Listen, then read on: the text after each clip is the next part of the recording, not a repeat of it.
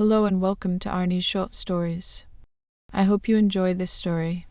I'm going to try and upload a new story each day. The Shattered Mirror. Chapter 1. The Call in the Night. The city hummed with its usual restless energy, a symphony of distant horns and flickering neon lights, when the call crackled through Detective Holly Arnold's radio. A neighbor had reported a disturbance, a loud crash followed by an eerie silence in a converted warehouse loft downtown. Holly, barely a year into her role as a detective, felt a jolt of adrenaline. This wasn't just another routine check, something about it tugged at her instincts. She arrived at the scene as dusk surrendered tonight, the building looming like a relic of forgotten industry. Its brick facade was weathered, windows glinting faintly under street lights. Inside, the air was thick with the scent of paint and dust. An officer met her at the door, his face pale. "It's upstairs, Detective. You'll see." Holly climbed the creaking stairs to the third floor. Mirrors dominated the space, some full length, others small and ornate, all arranged with meticulous care. They reflected each other endlessly, creating a dizzying maze of light and shadow. And there, in the center of it all, lay a woman. She was sprawled across the hardwood, her body still, her eyes frozen open in a stare that seemed to pierce through the ceiling. In her hand, she clutched a jagged shard of a broken mirror, its edges dark with blood. Holly knelt beside her, noting the woman's tangled hair and the faint lines of age on her face. This was Evelyn Marsh, an artist known for her enigmatic installations, now a silent figure in her own creation. The broken mirror wasn't alone. Nearby, a larger one hung on the wall, its surface shattered into a spiderweb of cracks. Fragments glittered on the floor like scattered jewels. Holly's mind raced. Was this an accident? A struggle? Or something more deliberate? She stood, her gaze drifting to the mirrors around her. They seemed to watch her, whispering secrets she couldn't yet grasp. Chapter 2. First Impressions. Holly had always loved puzzles. As a child, she'd spent hours piecing together jigsaws, finding satisfaction in the moment when chaos became order. This scene felt like that, a puzzle waiting to be solved. She instructed the officer to secure the area and waited for the forensics team, her eyes never leaving the mirrors. She picked up a large shard from the floor and held it up. The reflection twisted the room into strange angles, but as she tilted it, something caught her eye, a dark shape behind a bookshelf. Curious, she moved closer and found a small notebook wedged there. Its pages were filled with Evelyn's handwriting, sketches of mirrors, cryptic phrases like "the hidden image" and "truth in the angles." Holly tucked it into her coat. This was no ordinary art project. When the forensics team arrived, she stepped back, letting them dust for prints and bag the evidence. Meanwhile, she explored the loft further. Plaques on the walls identified Evelyn's work, her reflections of truth, her latest installation, set for a gallery unveiling in days. The mirrors weren't just decor, they were the medium of her message. But what message? And why had it ended here? Holly's thoughts churned.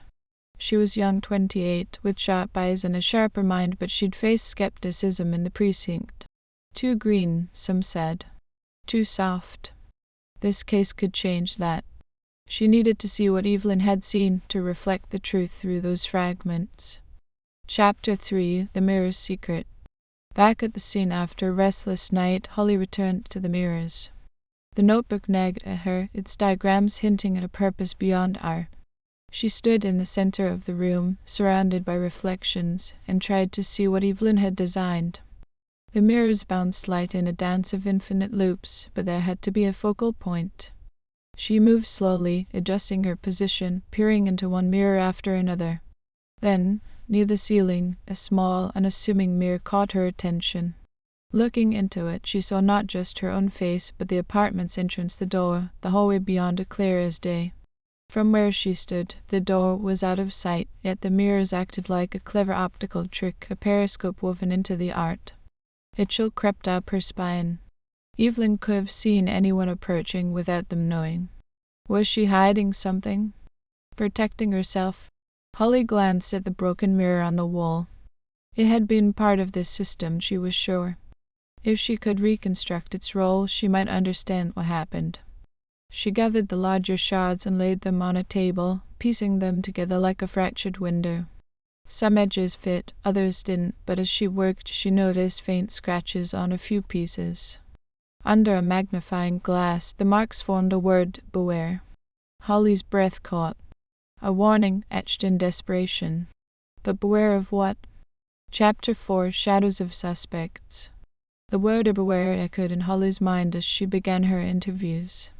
First, the neighbor, Mrs. Peterson, a wiry woman with nervous hands. I heard the crash around 3 p.m., she said. Then a thud awaited, hoping it was nothing. Her voice trailed off. She mentioned a man she'd seen earlier, tall, dark-haired, in a leather jacket, pacing outside before heading upstairs. It may be her ex. Next, the landlord, Mr. Jenkins, a gruff figure with a perpetual scowl. Evelyn owed rent. Always complaining about the building. Last week she claimed I'd been in her place, said she had proof. His defensiveness piqued Holly's interest. Proof? Could it be tied to the mirrors?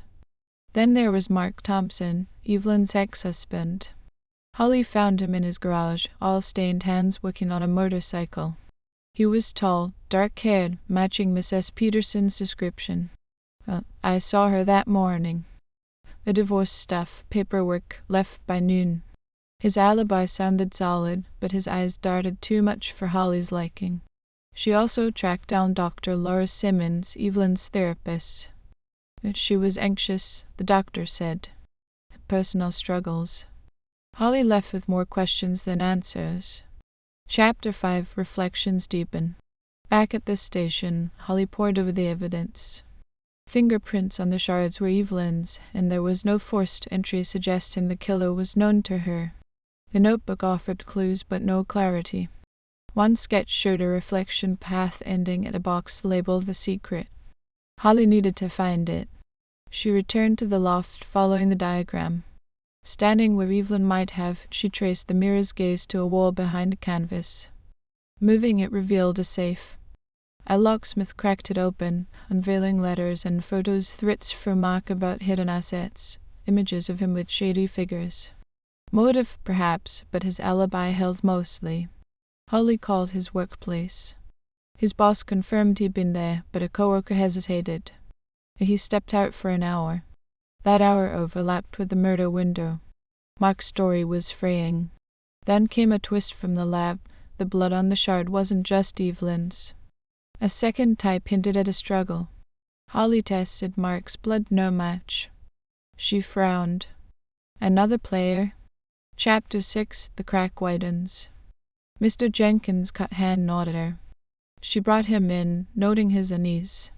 His blood matched the shard's second sample. It was an accident. We argued about rent. She accused me of stealing, said she had proof. I pushed her, she fell, hit the mirror. I panicked. The beware scratched on the shard suggested intent, not accident. Digging deeper, she found tenant complaints about missing funds. Jenkins was skimming rent. The safe's contents weren't just about Mark. They exposed Jenkins' scheme. Evelyn's proof threatened him. He'd gone to silence her, not just argue. The push was no accident, it was murder. Chapter 7, Truth Reflected. Holly confronted Jenkins with the evidence. He crumbled, admitting he'd meant to stop her from exposing him. Evelyn, in her last moments, had grabbed the shard and scratched her, warning a final act of defiance. Case closed. Holly stood in the loft one last time. The mirrors gleamed, silent witnesses to the truth she'd uncovered. She thought of her own reflection, scarred from a childhood fall, a reminder of resilience. Like Evelyn's art, she'd pieced together fragments to reveal what hid beneath. The shattered mirror had spoken, and Holly had listened. Thank you for listening. I hope you enjoyed this story. Please don't forget to like, and even better, like and subscribe. Thank you very much, and I hope you have had or have a great day.